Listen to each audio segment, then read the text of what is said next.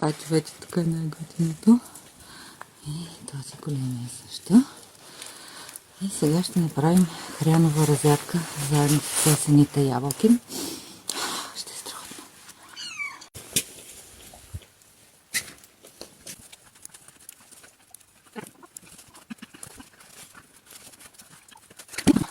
Хряна е изключително лечебен. Това е българския джинджифил, реално погледнато, само да е още по-мощен от джинджифила. И затова се консумира и в малки количества. Част от коледната кошница ще е разядка с хряна от моята книжка. Ето ги прекрасните корени. Измити и почистени. Ябълки.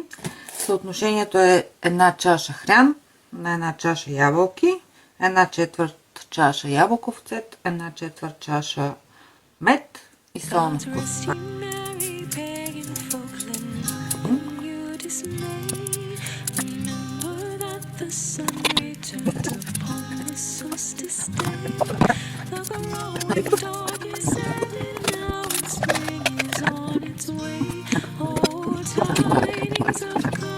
Консистенцията, която аз харесвам.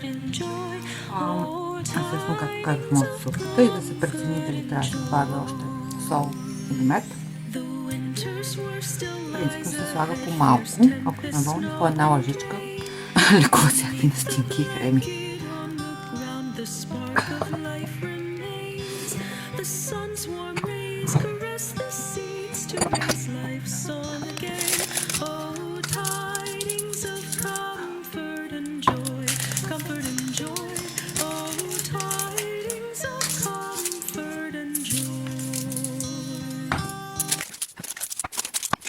Ябълки издадоха с буркантите.